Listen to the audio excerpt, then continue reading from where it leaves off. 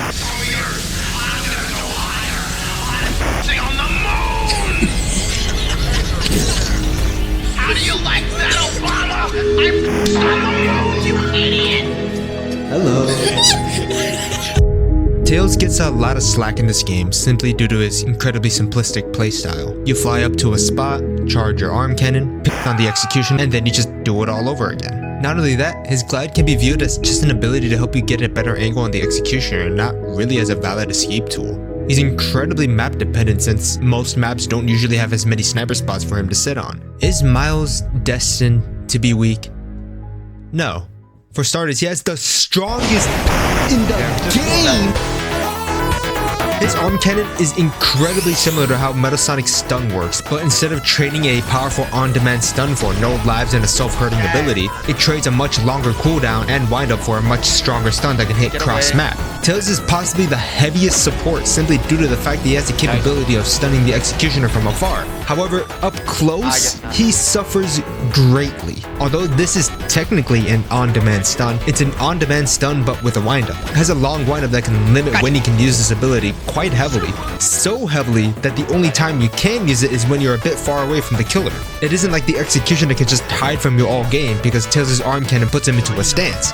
This stance, yeah, it's unironically one of the best things Tails has going for him. Remember in the Metal Sonic video when I said that you should look for a Tails that has your stance on, or really any technician in general? The reason behind that is because not only do you heal faster when around Eggman or Tails, but they also have ways to protect Metal Sonic for just a few extra seconds for him to get to 150.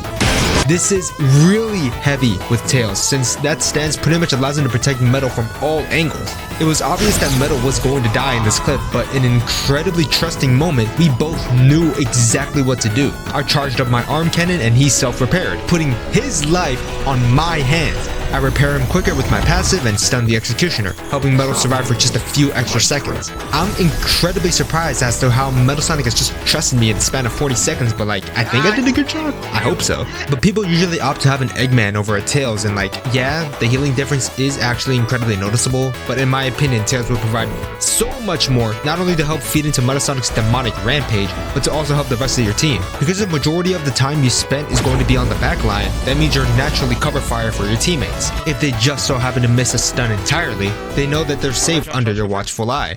What? Tails and Eggman are not simply there to help Metal Sonic. Actually, Eggman is, but you get what I mean. While Eggman's loadout currently is incredibly selfish, Tails' laser beam can help the team greatly. But of course, Tails plays an entirely different game when there's 4 people or less. There's a rule I have in this game, that being, if there are 4 people or less, play around rage mode. But what if Tails was among that 4? I would say in low populated servers, an on-demand stunner would work wonders since their stuns don't contribute to rage mode as much as Metal Sonic. This is incredibly heavy with Sonic, since his P-Light doesn't actually stun the killer, effectively giving Sonic a way to help the survivors and also play around rage mode.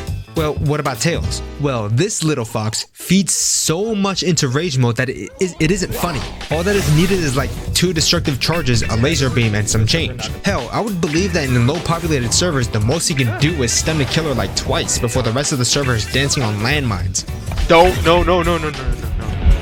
GG's. In 4-player lobbies, Tails suffers a ton since not only can he not use his primary stun more than 2 times, but his survivability gets worse the less people there are.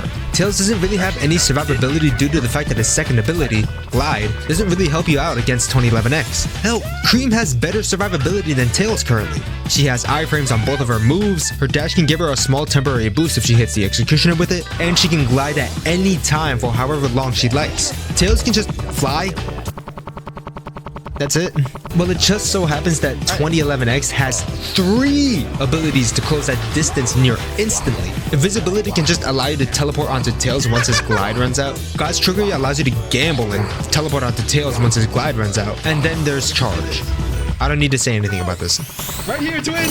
Your struggles. It makes sense as to why this ability isn't that good. It's because 2011X is pretty much the hard counter to Tails, thus making him heavily rely on his team. He can't use his arm cannon in chase because it's too long of a windup, and his glide doesn't do jack shit to get any distances. He's pretty much always vulnerable when facing off against a 2011X. You see what I did there? Against a 2011X. You see, this game is going to have many different executioners. The roster currently has 20 planned executioners, I believe, that's going to release in the future, with 3 of them dropping in the next major update. Colossus, Fleetway, and I won't mention Tripwire because I'm personally staying blind until her release. But the things I'll say in this segment will apply to her as well. Skip to the next segment if you want to stay blind for the 0.2 update.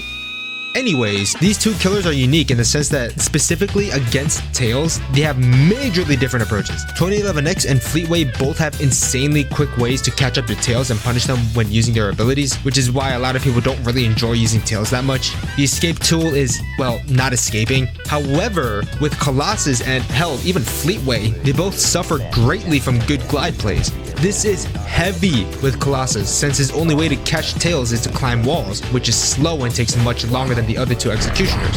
Fleetway is a unique example, since his only way to catch Tails while gliding is for him to fly, which does have a meter.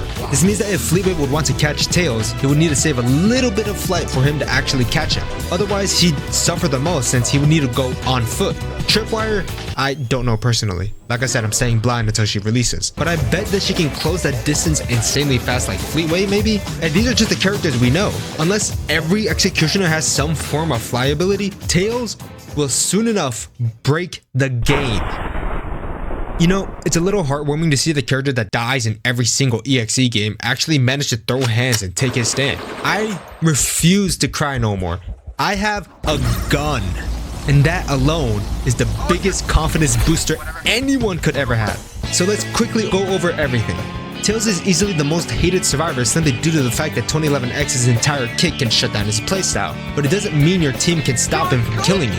Tails is a good example of a character that rewards the team with an insane stun that is arguably the best defense ability in the entire game, and in return, the rest of the team needs to fight for you when the executioners do get close. Your glide ability isn't strong now, but I am willing to bet it will be a hell of a lot stronger in the future. Even if some madman decides to play 2011X when the 3 executioners drop, Metal Sonic can punt that so-called god like a baby. Metal Sonic actively benefits from your existence due to your faster repair speeds and the ability to defend him at his most vulnerable state. If nobody is around, know that Metal's got your back, and you got theirs too. Unironically, I think Metal synergizes with Tails the most since they both actively benefit from just existing. Tails can give faster repair speeds and a safety net for Metal, and Metal can give protection to Tails. This mirror interaction benefits the team as a whole since Metal Sonic can continue to save other survivors, and Tails can keep other survivors safe since, you know, infinite range is kinda crazy strong. Hell, you can do a lot of weird shenanigans as Tails. One of my favorites is a drive-by. Take me to him! Tails often gets overshadowed by how awful of a move Glide is, but in practice, a good Tails can save so many lives. Are you joking? It's particularly not the most interesting gameplay, but it's a role that can save lives and possibly even games. Miles is weak, there's no doubt about that, but with the right mindset and skills, you can become an absolute unit. And maybe, just maybe, it's enough for you to believe in yourself. Hello. Thank you guys so much for watching through this video. I had a ton of fun editing this and I'm really hoping people play Tails more. Also for the Forsaken fans, I apologize for breaking my promise. That Noli video is still gonna come out, but I made this because I was experiencing burnout from editing that video. I can't promise the next video will be Noli, but you will most definitely like that video, I hope. If you have anything to add, to bash or praise Miles, please comment it down as I have no involvement with designing these characters. You have yourself a good morning, afternoon, evening, and night. I'll see you in the chat.